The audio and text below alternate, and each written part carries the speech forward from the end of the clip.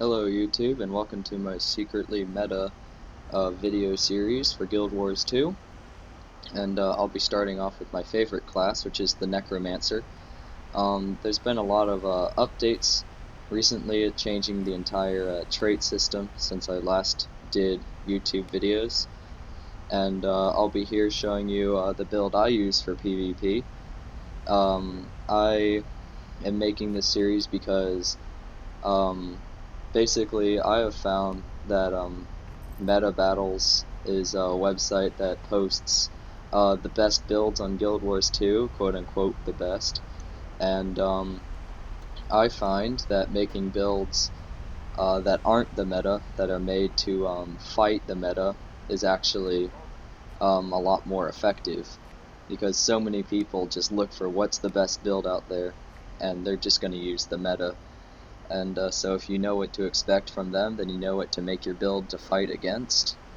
Um, and I don't recommend running meta builds because they're just not as effective as they could be, in my opinion.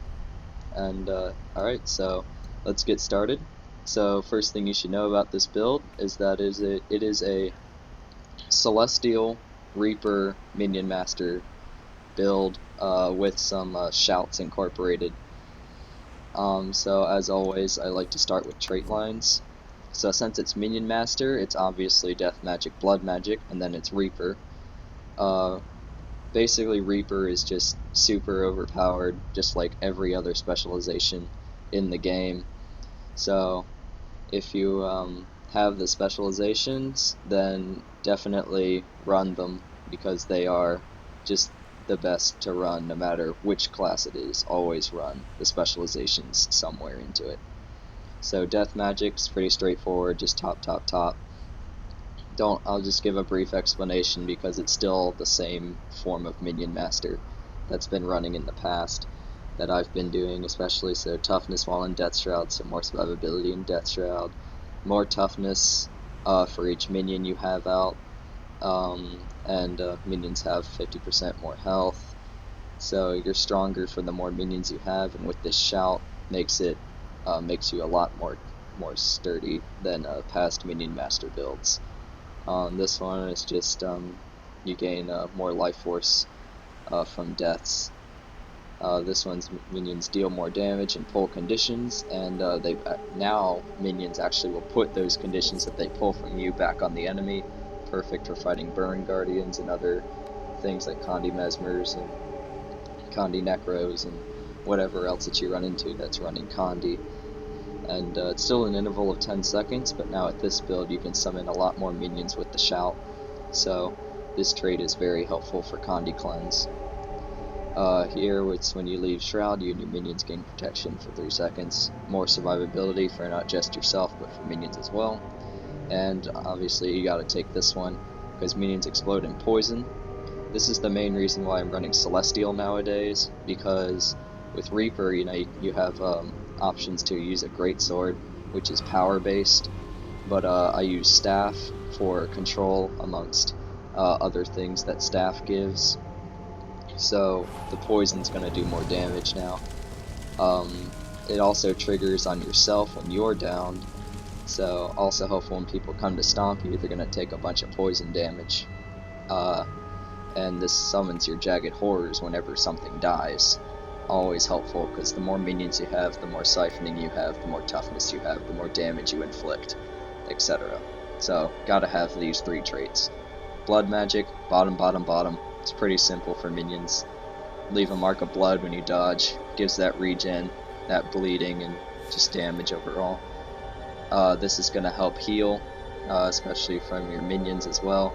So people are just going to siphon life from the target, and yeah, that triggers whenever they have 4 or more stacks of bleeding. That's also a reason why I'm using Staff for the bleeds right here and the dodging.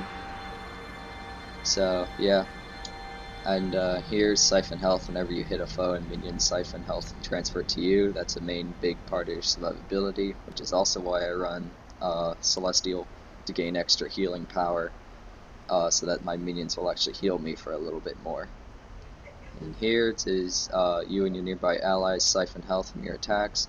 This will also apply to all of your minions, so the minions will siphon health to themselves, and they'll also siphon the health to you. So it's a self-sustained build just by running, these traits here. Then your other last minor trait in blood magic is whenever you're not downed but other enemy or allies are, they won't bleed out so long as you're within a radius of 300.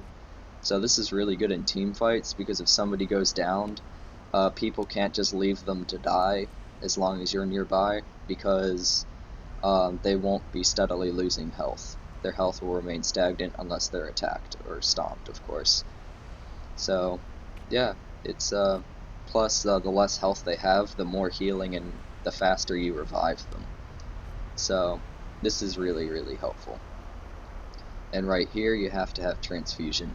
So basically your number 4 skill, which on Reaper is a spinning attack, this will actually heal all allies, including downed allies. And if they are downed, then they teleport to your location prior to your skill actually going off. So it's good for, and it has a radius of 600, so it's really good in the team fights. When you see someone's about to get stomped, you can go into your Reaper and do your spinning attack. It draws all your allies to you that are downed, and it heals them. And they're not going to bleed out because of your minor trait here. And if they're low on health, then you can revive them faster. So really, really, really good skill or trait to have. And now to explain Reaper. The first one here just gives you access to Reaper Shroud and your Greatsword. Your minor trait right here is reduced recharge on shouts, and shouts siphon health, and the recharge on them is reduced for each enemy you hit. So it reduces your recharge by 10%. Just for each enemy you hit. You can hit up to 5. So that's, but if you hit 5, then that reduces your recharge by half. So you can use them more, and more minions, and this elite skill is really overpowered, and I'll explain that to you in a second after I'm done here. So here it says whenever you inflict fear, you also chill. This is another reason why I'm running staff now, because of this fear will also apply chill, and this one will have chill. So I got 2 chilling skills here just on my staff. You can fear and chill when in Reaper Shroud, and you got chills in your Greatsword. Got a chill here. Chill is a really, really good condition to be putting on people. It's like the main thing that Reapers do. And right here is striking a foe with vulnerability increases critical hit chance. So for every 1 stack of vulnerability they have, your critical hit chance goes up by 2%. The main source of your vulnerability comes from your Greatsword's number 3 attack. Right here does 12 stacks, so 12 times 2 is 24% chance increase, which is enormous, and all you gotta do is hit him with this, and then your critical hit chance automatically goes way up. So gotta have this for that huge damage spike. Right here is your chill lasts longer, and chilled foes deal less damage to you. So I mentioned before that this build is way, way, way tankier than any other Minion Master build prior, and this is a reason why, because you take 10% less damage as long as they're chilled. And they're always going to be chilled. Like I've been able to consistently keep people chilled. Your number 5 skill on Greatsword chills, shout, 2 skills on the staff chill, and in your Reaper Shroud chills. So no matter what you are using, like no matter what weapon you have, no matter what form you're in, with this build you always have access to chill. So really, really helpful for survivability, and this tankiness combined with other things that help you tank, it's just absolutely awesome and virtually unkillable, unless of course you get just zerged, which is always a weakness to every build. Right here is the Grandmaster, and basically this just increases your attack speed while in Reaper Shroud, and killing foes reduces recharge on your Shroud skills. So gotta have this because some of your skills are actually quite slow to pull off, like your number 5 skill while in Reaper Shroud actually is kind of a wind up. It's harder to hit people with it, so increasing your attack speed is really helpful, and when you use your number 4 skill, you know you got that heal, so you can pull it off faster, just ramp damage a little bit more, attack more while um, while you're in the Reaper Shroud. So, as I said, it's a Celestial build, running Rune of the Eagle, extra precision and ferocity because of the trait that gives extra critical chance when they're vulnerable, and we do quite a bit of vulnerability. So basically, you're sitting at a stagnant 46%. So when you hit them with this and it gives you an extra 24, you're at 70% crit chance, which is awesome when you're running Celestial, of course. And that's not including Fury. If anybody else puts that on you, you'll be at 90%. And deal 6%, added damage if they're less than 50% health.